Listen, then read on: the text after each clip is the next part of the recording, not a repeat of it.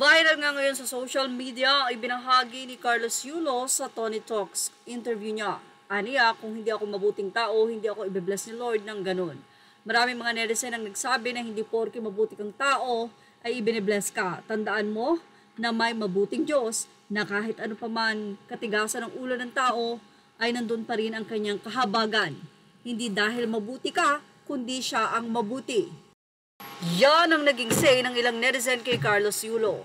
Marami naman ang nagulat at tila pinaglalaroan na lang daw itong si Carlos Yulo ng kanyang girlfriend dahil sa twinning nga daw ito tuwing lalabas. Pero dapat daw ay iniisip ni Chloe San Jose na ang kanyang boyfriend ay 2 times gold medalist at sana daw ay ilugar ni Carlos Yulo ang kanyang sarili. Bakit ka magka-crop top? Lalong-lalo na kung hindi naman bagay sa'yo at hindi dapat. Dapat daw ay pumormal itong si Carlos Yulo at hindi na nga daw tama ang ginagawa pa ng girlfriend ito.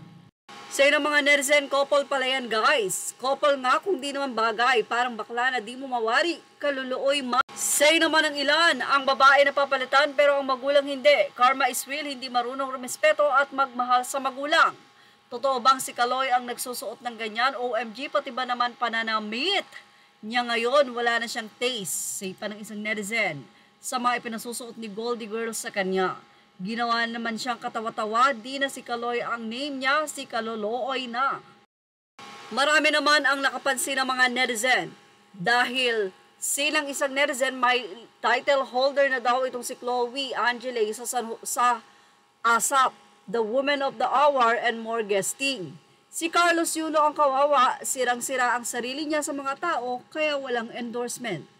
Samantala, isang netizen naman ang nagbahagi ng kanyang napansin sa sinabi ni Chloe You're sa not Tony Talks. gonna be there for him. Huling-huli ka.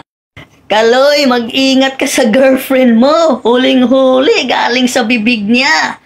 Chloe San Jose, ano to?